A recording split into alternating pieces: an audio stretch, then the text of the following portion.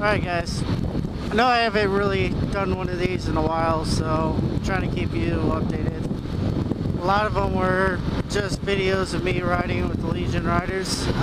We did a poker run. Basically, we traveled around about 100 miles to different places, got a card from each, and the highest and lowest hand won. And that was a lot of fun. All the proceeds went to veteran groups and groups like Welcome Home that help homeless veterans get a place to live.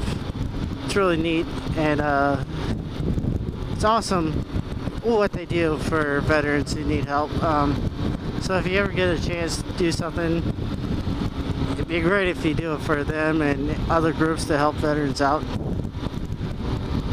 On another note, if you saw the video, no sound, me jumping out of an airplane, the ship, and riding a motorcycle, and you were confused why there was no sound and no talking or anything, well, cool, you got the point.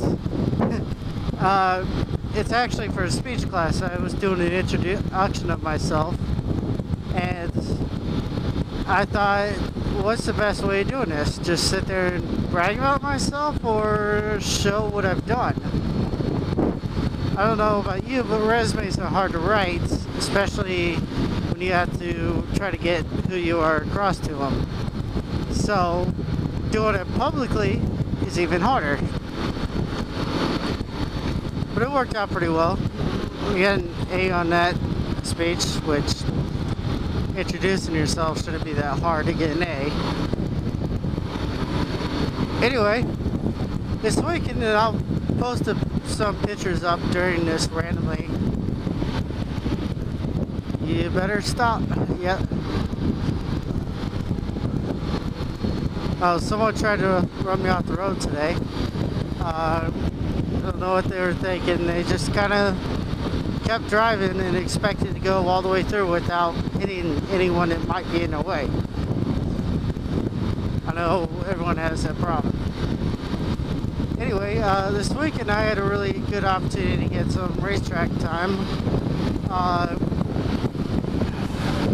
forgot what their name was called, but I'll post it. They're a group out of Texas. They came up to Kansas, the state next to me, which I won't say anything bad on this video. Might recommend to fix the roads though. Anyway, they came up. Oh, they're called Ride Smart. They came up, offered a school to those who really needed help with turns and all that. And basically what it was, you had class time for 20, 30, sometimes 40 minutes. And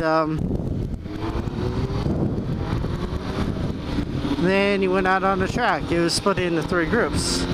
Class 1 were for new guys like me to learn what we're supposed to do. Class 2 was people who kind of knew what they were doing, got around the track without any issues. And Class 3, to be in it, you had to be a certified racer. So they took that track around it 100 plus with about a 2.5 mile track with lots of turns. On the straightaway we were all about the same speed. I think I was pushing 11,000 RPMs in 6th gear.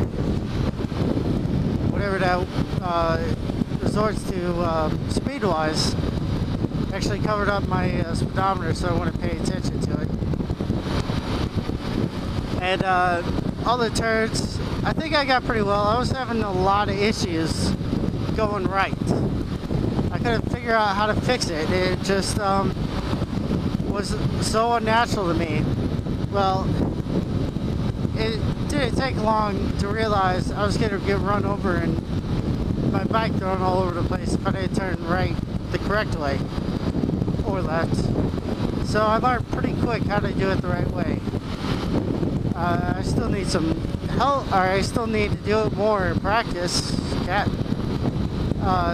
to get really good at it. But I got a little bit better. And like there were parts of this track that were really fun. Like it was a really big U-turn that you could take it about 80 or more. Well, for me, I could take it about 80. And I almost got my knee down. I think I was kind of not leaning myself enough to really do it. But from my impression, it looked like I was laying on the ground. I don't know if I was really leaning that much or not, but it sure scared the hell out of me the first few times. It was not a natural feeling. And in about 6-7 hours on that track over a 2-day period, I got really good compared to what I used to be. I was still getting passed left or right, but I didn't suck as bad. So it was kind of an advanced riding course, so if you guys get to take one of those, do it. From what I've heard, it is a lot better, not better, but a step up from the first time course where you're doing low speed maneuvers. I was getting up to 160-ish on straightaways, taking turns at 80-90 miles per hour. So obviously it's a step up from the low speed stuff. Anyway, beyond that, I'm also working on another speech here soon. It's kind of really getting on my nerves when I ask people if they know what the subject's about. So I'll explain it to you guys. Hopefully a lot of you guys know it.